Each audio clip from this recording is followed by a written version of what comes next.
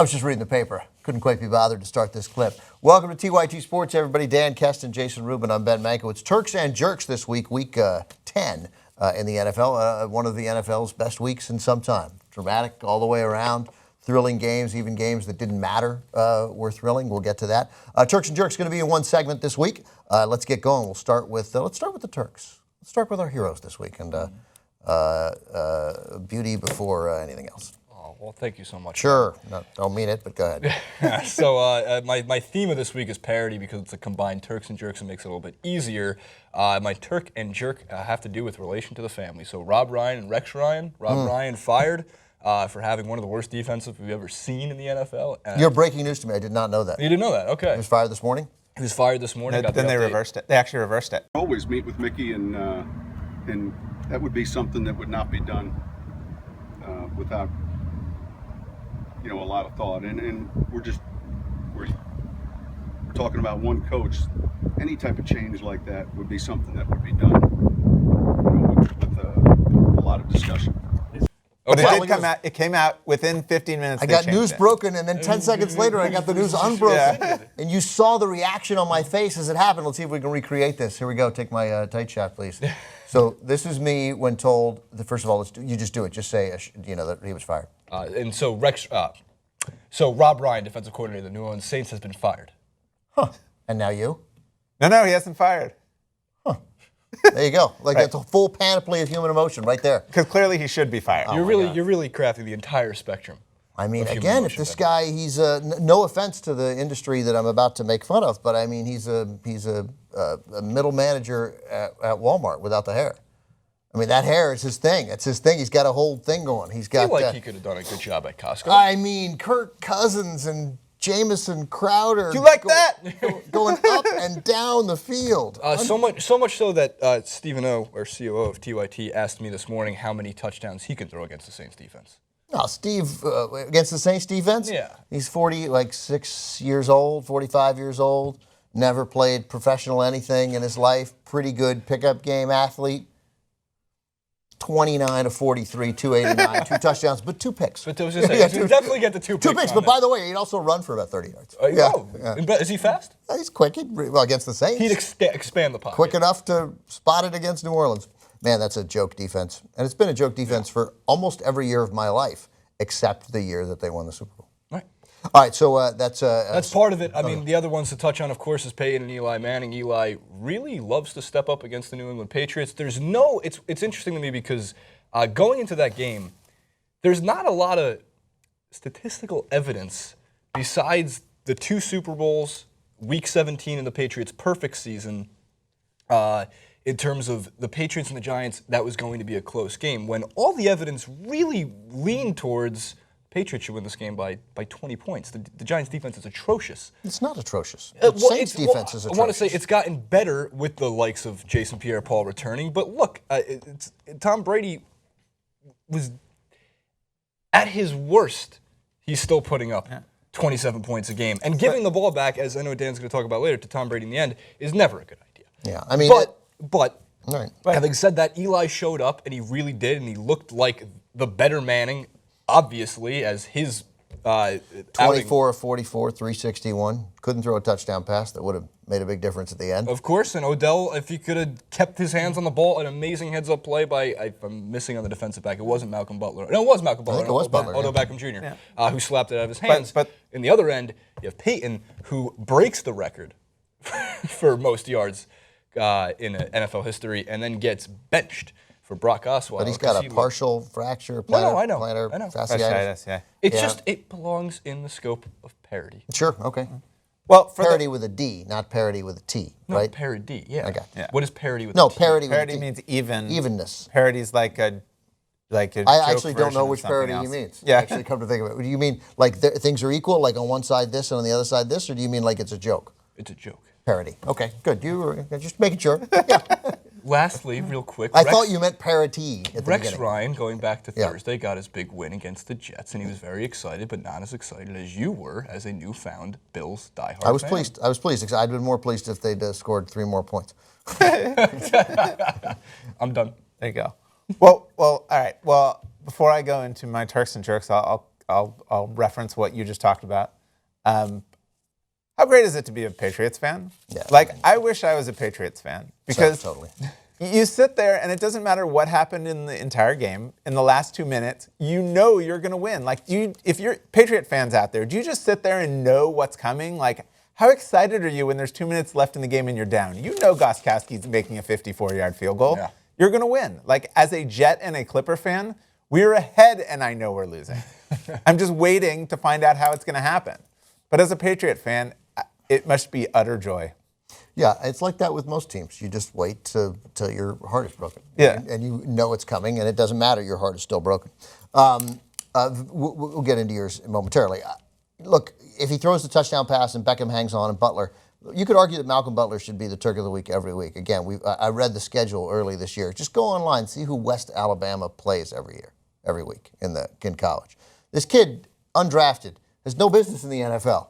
And he's one of the 5 best corners in the league. I mean, they put him on Beckham in a game that I got it. Beckham made one huge And that was also play. the very beginning of the game, and they basically said, okay, we're going to start double But he's going to covering. get something. He's Jerry Rice. He's going to make some plays. Yeah, this of guy course. And Rodney shuts Harrison's down the people player. week after Not week, and Rodney. we saw that what a smart player he is last year in the Super Bowl. I mean, I'm unbelievably impressed with him. And of course, it's not the Bears, it's not the Raiders, it's not Washington. They don't find these guys. No. Bill Belichick finds these guys. So And that's why they win. That's why they win. Yeah. My Turk and Jerk, though, this week is my Turk is Ben Roethlisberger. Sure. And what do you really say? I mean, the guy literally should have broken his foot last week. I don't know how he didn't, because it looked like his foot was broken. Yeah, it just looked horrific. I wouldn't ever play again. Yeah, it looked like it was broken. It seemed like he was going to be out sometime. I have a fantasy team, unbelievably low. I had Le'Veon Bell. I now have D'Angelo Williams. I have both wide receivers. I mean, my team is dependent on Roethlisberger playing. When Roethlisberger plays, you almost are guaranteed to win. I'm And guaranteed when to he put up doesn't- some big points, and when he doesn't play, I can't win. Like, that's really how it's been, and I'm 5-5, and my season totally breaks down. Are you just 500 across all of your leagues? I'm and 6-4 in the Turks League, so Nice, easily nice. back up 6 of my last 7. But if you're Mike Tomlin and your guy basically your franchise player basically broke his foot last week, you probably should have another quarterback on the roster. But he didn't.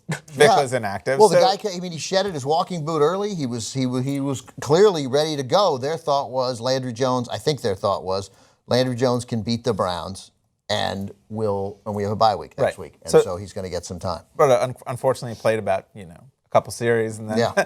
all of a sudden, Roethlisberger came in and only threw for 397 yards and 3 touchdowns, the most ever in relief. Yeah, a record off the bench in the NFL. So, like him or hate him, he's a Turk. Yeah, all right, good call, Jerk. Jerk is the Packers' offense. Yeah. And for years and years, you always knew the Packers' offense would come back and win those kind of games, kind of like you knew the Patriots would win those kind of games. And the last couple of weeks against Denver and Carolina, I really wasn't that concerned because that was mostly the defense failing. And those are really good teams. And they're on the road, which is we know they're on the road. historically the Right. Packers aren't good. But the Packers defense is not what you look to the Packers for. Even when the Packers defense is bad, Aaron Rodgers usually finds a way to win. But their offense couldn't show up against Detroit. I mean, that game was 12-3 for most of the game. They only scored at the very end. And despite Detroit's best efforts to give that game away, Mason Crosby helped. yeah, Mason Crosby helped. But that Packers offense looked really bad. And I think despite Aaron Rodgers' relax quotes, It's panic. I think there may be a problem in Green Bay. There may be. I would say that teams go the middle of the season. This is a 3-game. It could be nothing more than a slump. That said, the loss of Jordy Nelson, obviously a huge difference maker. They haven't been nearly the offense we've expected of them. And essentially, they've lost their 2 most valuable offensive players who aren't Aaron Rodgers this year. Eddie Lacy is I was just lost saying, and useless. He's disappeared. He's the ghost of Eddie He's Lacy. departed from Green Bay. And Jordy Nelson obviously is out. So those are devastating losses. And as good as James Starks has been, Lacy was a key part of that offense, and you'd think was going to be even a bigger part, considering the fact that that Nelson was out. Turks and Jerks for me this week. I'll do my Turk first. And again, I feel like Malcolm Butler could be it every week. Just so unbelievably impressive and shutting down Beckham, making that play at the end of the game. Cam Newton obviously could be it. and certainly Kirk Cousins. But I will. But I'm ultimately going to go with Carson Palmer because 29 of 48, 363 yards, and 3 touchdowns, 1 pick. But that doesn't matter. What matters for Palmer is up 25-10, and then up to, I guess, 25-17, and then the 2 touchdowns that the Seahawks score on defense. Essentially, one of them they had to finish it off with the Lynch run, but it's essentially 2 defensive touchdowns, and all from hitting him, all from coming, because the Seahawks are so fast sometimes. They remind me of the '85 Bears. They are so, and the 2001 Ravens. They're so fast, and that game would be over in past years. Like, that was done. You were done, and then after that, he leads them on 2 80-yard drives, and he's still, and Bruce Arians too, because they stick with the run. They ran the ball better on those last 2 drives than they had all game. And Palmer made great throw after great throw and good read after good read, and knew he was going to get hit every single time. Those things that shell shock even veteran quarterbacks in that atmosphere where you can't hear, whereas we've heard from Drew Carter, you can't hear in Seattle when you're the opposing team. And it was a primetime game, and the crowd was loud, and the Seahawks defense had turned that game around, and he just took charge. 80 yards, 83 yards, 2 touchdowns, and they end up winning that game by 10 points. Carson Palmer, incredibly impressive. Jerk, I got a couple of options. First, I want to go with passer ratings. Kirk Cousins played a perfect game, according to passer rating, 158.3. Again, what kind of system has 158.3 as perfect? That's ridiculous. Oh, great, 158.3. No one could do better than 158.3.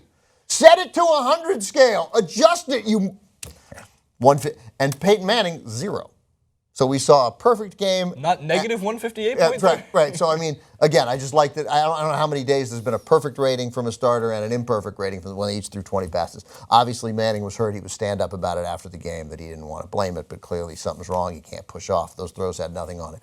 But the 158.3, come on. Or let's work 158.3 into everything. Hey, I'm behind you, 158.3, you know? Or when you want to give a little extra, you said, I'm going to give 168.3. That's how committed I am to getting this done. All right, so passer ratings, because they're so dumb.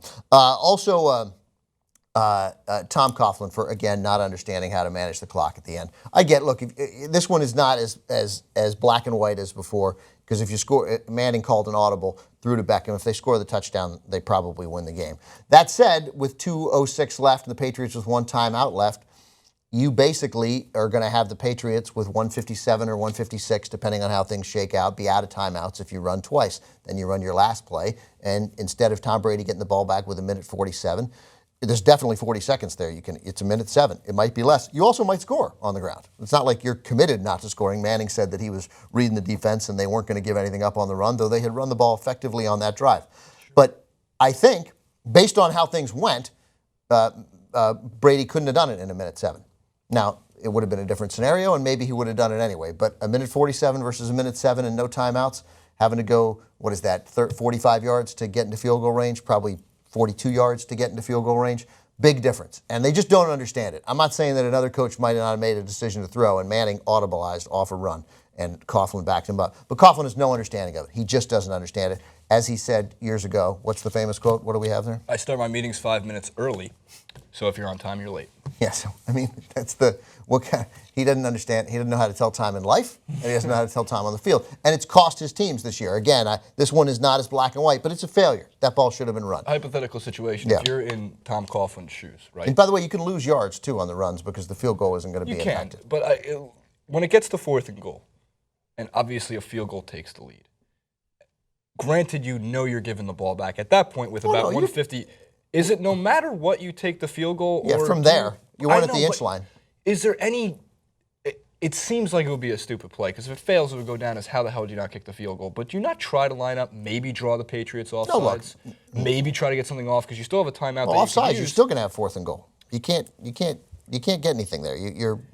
What if you go for the end zone and force them to get to the end zone? Because giving the ball back to Brady to need at most, especially with Gostkowski, 55 Look, yards. if At you don't most, have we any ended up giving him timeouts, if you 30. give it to him, right, but if you run the ball 3 times, you give it to him with a minute 7, and it's hard to do. It's really hard to do with no timeouts and minute Not 7. with Brady as your quarterback. Well, he had a minute 47, and he needed Yeah, that's true. every second. Although he did run, which I love about Tom Brady and Bill Belichick, and I think that was Brady's call more so than Belichick's, the fake spike.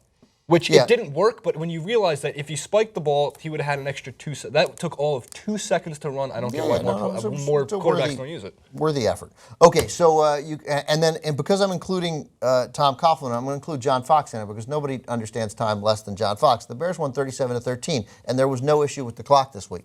That's why I'm naming it to John Fox, because look what John Fox is capable of. Like, he's taken a team to the Super Bowl. He's taken the Broncos to the Super Bowl, right? And he can coach. He can make a team good. If he could understand somebody could buy this guy a watch. My God, what could John Fox do? Just understand it. This team isn't terrible. He's going to get them to, I don't know about 8 wins, but 7 wins. And they crushed the Rams in St. Louis, a game nobody had. There's no way anyone is left in any survivor pool after the Packers and the Rams lose.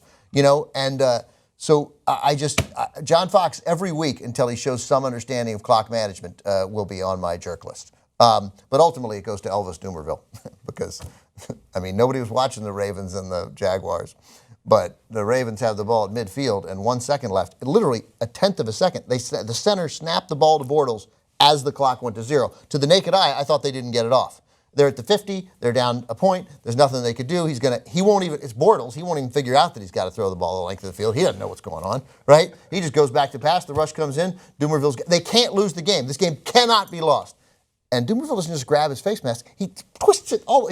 There's no way you couldn't call it. It was the most flagrant face mask ever. 15-yard penalty, untimed down, 52-yard field goal by whoever. Who's the Jaguar kicker? I had his name Stevens. Exactly. No one knows who the Jaguar Right. is. Stevens. Josh Scobie. Let's call him Josh. And Josh Scobie puts it through the upright. 4 years ago. And that's it. What's that kid's name? It's Martin gonna take Gramatica? His name is Myers. I don't even know. Myers. Stevens Myers. Whatever. Myers kicks it through. I know, but I knew it yesterday. And it's That's what was important. I mean, I almost have not seen a loss like that. And then I thought the Lions were going to outdo that, but they didn't somehow. So, but Elvis Dumervil for just a colossally dumb play. But a lot of candidates, as always, for jerk. But we learned something again about the Cardinals this week and Carson Palmer and those receivers and that coaching staff, and they got every chance to get to the Super Bowl this year. All right, guys. Thanks for watching. Subscribe below.